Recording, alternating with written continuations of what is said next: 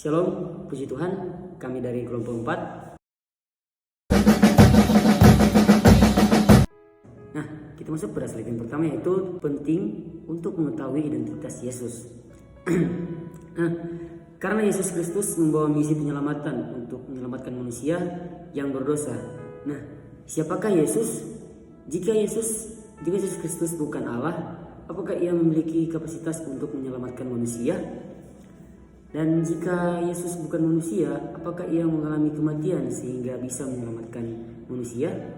Dan pada slide yang kedua yaitu Yesus Kristus menyelamatkan manusia haruslah Allah.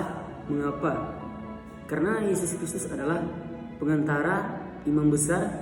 Ia haruslah Allah yang sejati. Dan yang poin yang kedua yaitu karena ia yang penuh kuasa, itu mampu menyelamatkan manusia, mampu mengangkat dosa dunia, mampu membayar hutang dosa dalam 1 Yohanes 2 ayat yang kedua, dan juga Roma 5 ayat yang ke-8, dan juga pada 2 Korintus 5 ayat yang ke-21. Nah, karena ia dapat membawa korban yang nilainya tanpa batas dan memberikan ketaatan yang sempurna kepada hukum Allah. Dan yang berikutnya yaitu karena ia dapat menanggung murka Allah dan membawa penebusan sehingga dapat membebaskan orang dari kutukan dosa, dan manusia yang hidup yang telah rusak tidak dapat menebus dirinya sendiri dari hukum dosa. Baiklah, kita akan masuk dalam slide yang berikut, yaitu pentingnya untuk mengetahui identitas Yesus. Yesus Kristus menyelamatkan manusia, haruslah manusia secara jasmania. Mengapa? Supaya bisa mengalami kematian sesuai apa yang telah ditulis dalam Alkitab, Kisah Para Rasul 3 ayat 18 dengan Ibrani 2 ayat 18. Manusia berdosa, maka hukuman dosa haruslah ditanggung oleh manusia juga. Upah dosa mengucap penderitaan tubuh dan jiwa yang hanya mungkin ditanggung oleh manusia saja, yaitu dalam Yohanes 12 ayat 27 sampai Kisah 3 ayat 18 sampai Ibrani 2 ayat 14 sampai dengan Ibrani 9 ayat 22. Yesus haruslah memiliki sifat manusia dan kelemahan manusiawi, tetapi pada saat yang sama ia harus menjadi manusia yang tanpa dosa, sebab jika seorang manusia yang berdosa dan telah kehilangan nyawanya, tentu tidak bisa menjadi pendamai bagi orang lain. Ibrani 7 ayat 24 sampai 26. Slide berikut itu Praksiensi Kristus atau Kristiofani. Yesus Kristus dalam para pra-eksistensi berarti ia memang ada sebelum ia menjadi manusia. Yesus sudah ada sebagai anak tunggal, Bapa pribadi kedua dari Allah yang Tritunggal. Dalam kitab Injil Yohanes tertulis pada banyak Allah adalah firman itu bersama-sama dengan Allah, dan firman itu adalah Allah sendiri. Hal ini membuktikan bahwa Yesus Kristus memang sudah ada dari semula, bahkan dari kekal sampai kekal. Kita masuk pada slide selanjutnya, yaitu keilahian Kristus. Penyataan Alkitab tentang keilahian Kristus diterima sebagai kebenaran yang nyata dari Allah. Keilahian Kristus berarti memiliki kodrat yang maha tinggi atau kodrat yang hakiki Allah. Penyataan Kristus sendiri dalam Yohanes 5 ayat 18 atau juga Yohanes 10 ayat 30.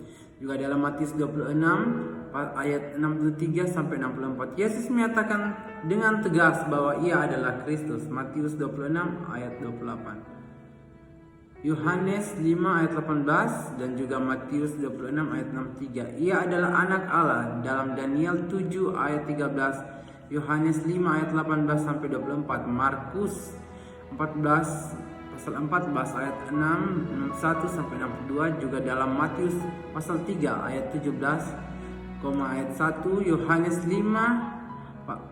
pasal 5 ayat 9 sampai 13, dan 1 Yohanes 4 ayat 14 sampai 15, dan juga dalam Matius 14 ayat 32 sampai 33, Matius 6:3 sampai ayat Matius pasal 16 ayat 13 sampai 17, juga Yohanes 11 ayat 25 sampai 27. Penulis-penulis perjanjian baru menyatakan kesetaraan Kristus dengan Allah. Kita bisa lihat dalam Yohanes 1 ayat 1 dan Yohanes 20 ayat 28, dan dalam juga Roma 9 ayat 5, Filipi 2 ayat 6, dan di dalam kitab Titus.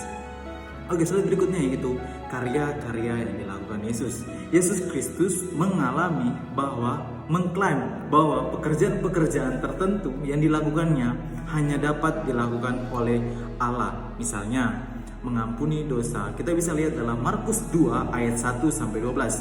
Kuasa penghakiman ada dalam tangannya. Kita bisa lihat dalam Yohanes 5 ayat 27. Yang berikutnya itu pembangkitan orang mati, Yohanes 5 ayat 25, dan juga pengutusan Roh Kudus dalam Yohanes 15 ayat 26. Penciptaan dunia kita bisa lihat juga dalam Yohanes 1 ayat 3, dan juga dalam Kolose 1 ayat 16. Pemeliharaan dan pengkontrolan dunia kita bisa lihat dalam Ibrani 1 ayat 3. Dan berikut yang terakhir yaitu penghakiman manusia, kita bisa lihat dalam Kisah 17 ayat 31. Nah, selanjutnya kita masuk dalam sifat-sifat Kristus. Yesus memiliki sifat-sifat yang hanya dimiliki Allah. Dan ini membuktikan bahwa Yesus adalah Allah karena memiliki sifat seperti Kristus, seperti Allah. Yang pertama, Maha Kuasa atau omnipotens. Yesus Maha Kuasa. Dia berkuasa di sorga dan di bumi. Seperti Allah yang berkuasa dimanapun berada. Seperti kita bisa buktikan di dalam Matius 28 ayat 10 dan Wahyu 1 ayat 8. Kemudian Yesus Maha Tahu. Dalam kemahatauannya dia bisa mengetahui apa yang terjadi di masa lalu, masa sekarang, dan yang masa akan datang. Dan kita bisa membuktikan itu di dalam Markus 2 ayat 18 dan Yohanes 1 ayat 48. Nah, kemudian kemahadiran. Yesus Maha Hadir atau omnipresence. Dia hadir dimanapun kita berada. Dan itu dimiliki oleh Allah juga. Dan ini membuktikan bahwa Yesus itu adalah Allah karena dia Maha Hadir dimanapun kita berada. Kita bisa buktikan itu di dalam Matius 18 ayat 20, pasal 28 ayat 20, dan Efesus 1 ayat 23. Dan yang terakhir, Yesus bersifat kekal. Dan ini juga hanya dimiliki oleh Allah, bahwa Yesus adalah Allah yang kekal. Dia ada di awal dan dia juga ada di akhir. Oleh sebab itu dia kekal selama-lamanya. Nah, kemudian kita masuk dalam pernyataan-pernyataan orang lain tentang Yesus. Yang pertama, ia disembah dan dipuja oleh manusia dan malaikat. Kita bisa buktikan itu di dalam Matius 14 ayat 33 dan Filipi 2 ayat 10 dan Ibrani 1 ayat 6. Bahwa hanya Yesus yang memiliki sifat seperti Allah yang hanya boleh disembah. Malaikat dan manusia tidak bisa disembah. Makanya hanya Yesus yang dapat disembah. Kemudian namanya disejajarkan dengan oknum-oknum Trinitas lainnya. Hal ini kita bisa menunjukkan bahwa ini memiliki kesetaraan dengan Allah. Dan kita bisa buktikan itu di dalam Matius 28 ayat 19 dan 1 Korintus 13 ayat 13. Kemudian penulisan kitab Ibrani yang menyaksikan bahwa Kristus memang adalah gambar wujud Allah.